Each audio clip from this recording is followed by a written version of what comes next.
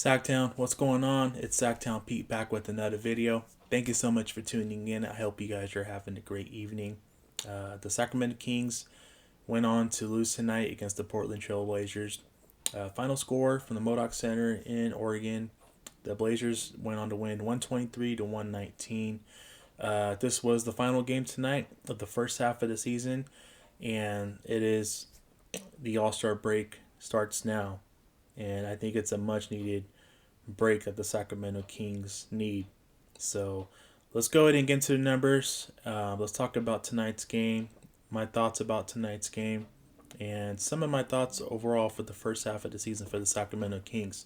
So let's go ahead and start off with the starting five. De'Aaron Fox in 39 minutes, he had 32 points, 12 assists, 8 rebounds. Harrison Barnes in 38 minutes, he had 17 points, 5 rebounds, 2 assists. Buddy Hield in 37 minutes, he had 21 points, 6 rebounds, 3 assists. Marvin Bagley in 32 minutes, he had 14 points, 9 rebounds, 3 assists. Rashad Holmes in 31 minutes, he had 12 points, 11 rebounds, 3 assists. And off to the bench we go. Corey Joseph in 30 minutes, he had 11 points, 2 rebounds, 3 rebounds, 2 assists. And Nemanja Bjelica in 27 minutes, he had 12 points, 9 boards, 0 assists. Daquan Jeffries in 7 minutes, he had 0 points, 0 rebounds, and 0 assists. And the Blazers starting five, Damian Lillard in 38 minutes, he had 44 points, 7 assists, 1 board. Robert Covington in 37 minutes, he had 7 points, 6 boards, 1 assist. Ernest Cantor in 34 minutes, he had 22 points, 21 boards, and 2 assists. Gary Trent Jr. in 34 minutes, he had 7 points, 1 rebound, 2 assists. And Derek Jones in 28 minutes, he had 8 points, 4 boards, 4 assists. All right, so tonight's game, my thoughts. I have nothing but good things to say about tonight's game. Long as the effort was there, and it was there tonight. Just never got lopsided between these two teams. They never had a big lead. We never had a big lead. It was a good, close game overall. I just like the effort and the energy, considering the fact that the Sacramento Kings were on a second night of a back-to-back, coming off a win last night against the Lakers. And the Blazers were on the second night of a back-to-back as well. So it was even. Nobody really had an advantage. But I will say that they do have the advantage because they have a guy named Damian Lillard, who is a bona fide superstar, who's a stud. I know De'Aaron Fox had a big game against him tonight with 32, and 12. But Dame time, man. 44 points. Just put it on us tonight. 8 of 15 from downtown. He was Dame. Dame being Dame. It was obviously good to see him play well. Obviously, I did not want to see him play well against us, but he's a damn good player, and he showcased that tonight. And he continues to showcase that against us. He's had some big games against the Sacramento Kings this year. Gary Trent Jr. did not have a big game, surprisingly and shockingly, because Gary Trent Jr. is the guy who has always killed us for sure every time we played the Portland Trail Blazers. And surprisingly, he was quiet tonight. He had 7 points, but they still managed to get the win.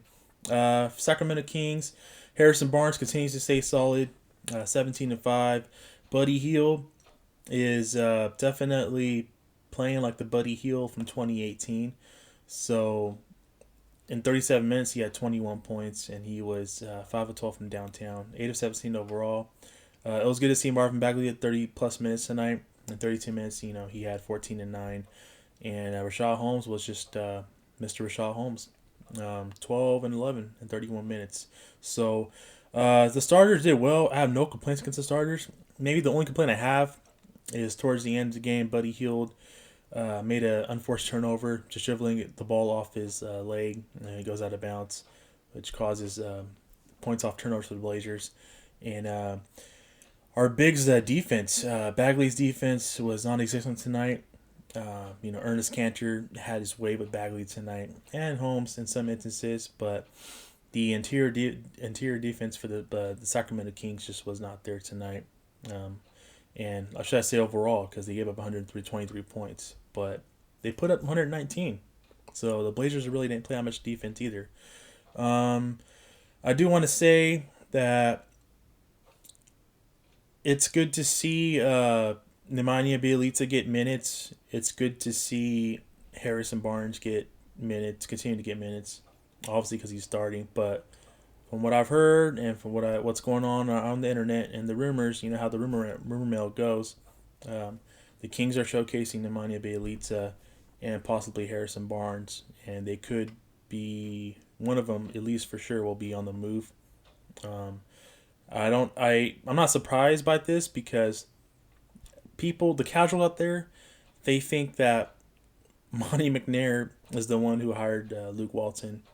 Monty McNair, Nemanja Bjelica, Corey Joseph, um, Rashad Holmes, Harrison Barnes. These are Monty McNair's players that he signed and traded for. No, that's not the case. A lot of casuals think that, but the reality is that Monty McNair is definitely going to make an impact on this team and to bring in the players that he wants to bring in. So my point is, don't be surprised if Monty McNair makes some moves before the deadline, which is coming up. And I wouldn't be surprised to see Bailey to obviously being moved at some point before, alongside Harrison Barnes, which I would love to keep. He's been solid all year this year, but there has been some suitors that are really interested in Harrison Barnes. So I wouldn't be surprised if Monty McNair pulls the plug on Harrison Barnes. And Rashad Holmes, I would love to have him back. Um, Let me just get into the first half recap of this team. I would love to have Rashad Holmes back, but I understand that he's not a Monty McNair player. And for these, you're probably wondering, like, well, De'Aaron Fox is not a Monty McNair player, and you got an extension. It's obviously different with De'Aaron Fox because he's so young and still talented, and he still has room to grow. Whereas Rashad Holmes, he's still young. He's 26 years old, but I think he's going to be as good as advertised as he has been this season. And there's no room in his game for improvement. So he's been really good for us, but I think that he's kind of maxed out and he's going to be as good as he is already right now. And I would love to have him back. I mean, he's made it clear that he wants to stay here and he wants to be a part of this organization. So, in my opinion, anytime when a player says that they want to remain here, they want to play in Sacramento, they want to be in Sacramento, uh, you do everything you can to keep him. So, I'm hoping Monty McNair does view Rashad Holmes a part of the core, but at the same time, I wouldn't be surprised if Mr. Holmes is out on the market and he gets dealt with. Don't want to see that. And same with Buddy Hield. Buddy Hield has been playing really well the last 3 games, and it's increasing his showcasing of possibly a good trade value. And if a team out there needs a shooter, they can try to get and land Buddy Hield. So that leads me to my next topic. So we're 14-22 in the first half of the season. We don't start the second half of a week from tonight, next Thursday against the Houston Rockets at home. So that will be the officially start the second half of the season, and I want to see Tyrese Halliburton start in the second half. Whether that means Buddy Hield comes off the bench or whether that means they move Buddy Hield to the 3, and if Harrison Barnes is still around, or if both of them are around, they'll be the 3 and 4s, and then you possibly got to make a decision if you're going to keep Bagley at the 5 or move him off the bench or have Holmes come off the bench or vice versa, start him. But I think it's time to start Tyrese Halliburton. He's been nothing but great this first half of the season. I would say the bright spot, he's been the bright spot, obviously.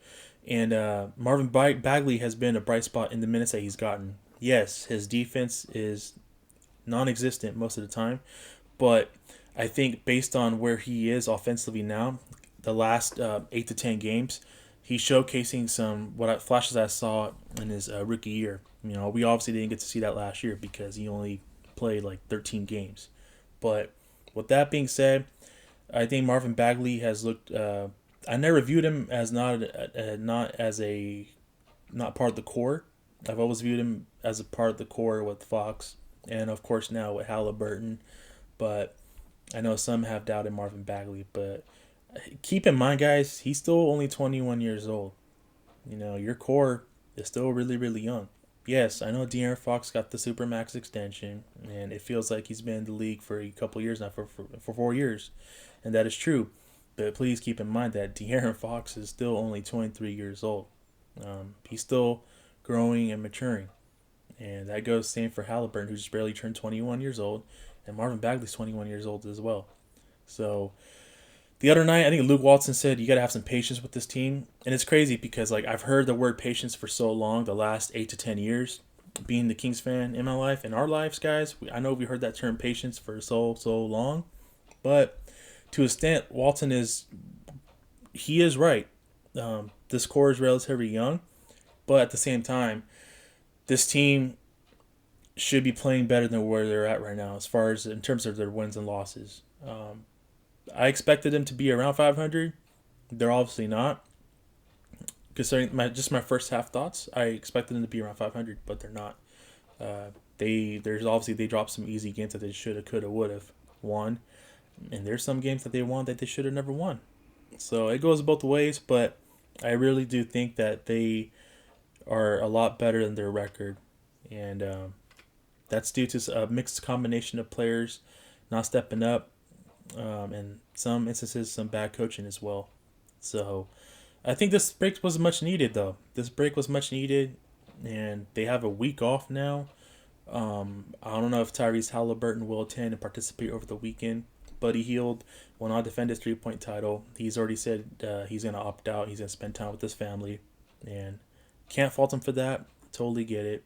And I really want to see Tyrese Halliburton healthy in the second half of the season. And whether that means he plays over the weekend or not in the Rising Star game. But I just want to see this kid get healthy, get back on the court. And I do want to see him start alongside De'Aaron Fox. I want to see Marvin Bagley get 30-plus minutes a night and starting in the second half of the season. And as far as trades goes, ideally, a backup guard would be nice. A good veteran backup guard would be nice behind Fox and Halliburton. Somebody that can come in and take Corey Joseph's spot and take his minutes away from him, or possibly just include him in a package and trade Corey Joseph. I think we just need a guard that can solidify and keep the game. Just buy some time for when Fox and Halliburton are resting and need that much needed rest. And I wouldn't be surprised if we go after a forward as well, considering the fact that Harrison Barnes and Nemanja Bjelica's names are floating around the trade rumors. I wouldn't be surprised if we get a wing as well, a small forward. So, with that being said, I do want to say that I really wish we'd have kept. We lack some depth, obviously, off the bench with no Bogdanovich, and losing Alex Len and Kent Bazemore, where they're showcasing why our defense is so weak and why our bench is so weak. Those two were spark plugs off the bench, and if we can find that same type of those type of players off the bench via trade deadline, before the trade deadline, if we can find those types of players that we need, then I think it will be a good nucleus to have around the core and Fox, Halliburton, and Bagley. That's why we made that was a great with second half of the season last year. That was just I hate bringing up the second half of the season last year, but you can see the drop off without Baze, without Alex Len, how badly this team's defense is, and it's terrible. It's terrible. The defense has been a lot terrible this year, comparing it to any recent year of Kings basketball, and I think that they need to obviously improve in that area as well. People been asking me what I think about the draft and what I don't, who I like and who I don't like. I think it's too early to talk about it's never too early, but me personally, I start narrowing down the draft when I know where we're picking at and where we're picking at. I know there's this one specific name that's always going around. Fade for Cade Cunningham. Draft Cade Cunningham. We're gonna get Cade Cunningham. Fade for Cade. Tank for Cade. I know who he is. I've seen him play. He's a great talent. He's a great kid. He seems like he's going to be a top 3, possibly the number 1 overall pick. But I hate to say that, we should tank for him or we should get him, because it's like we don't know where we're picking at. And we just got to know where we're picking at first. And then that would kind of give me an idea, like, okay, he might be available, or maybe some other players that we're not talking about might be available. So I'll definitely pay attention to that as it gets closer to draft time, and obviously with the tournament starting as well with March Madness and even just college basketball, I'll pay a lot close attention to that as well. So with that being said, let me know what your guys' thoughts are on the first half of the season. If you guys want to talk about tonight's game, you're always welcome to leave comments in the chat in the comments section. You guys know me; I'm very active, so I'll definitely see the comments. I love seeing the comments from you guys, and I love staying engaged and active with you guys. You guys make this channel. You guys rock. I'm also available on Twitter. Very active on Twitter. I'll link the description of my Twitter account down below for you guys. Give me a follow. Chat it up with me on Twitter. I'm always active, like I said, and it's been up and down first half of the season, guys. It really has been, and I'm just looking forward to the second half of the season. We are where we at, 14-22. We'll see if we have a last minute run or can start just get off to another great second half start like we did previously last year, and we'll see where it leads us to, or if we just blow it up by trading some of our players and tank, should I say? I hate that word tank. We'll see what happens. So, with that being said, guys, that's going to do it for me tonight. I hope you guys enjoyed this video. I hope you guys have a great night. Stay safe, stay healthy, and I'll catch you guys in my next video. Enjoy your guys' All-Star break. Enjoy your guys' upcoming, Friday and weekend. And like I said, you guys take care. Have a good night. God bless, and keep pushing forward. Peace.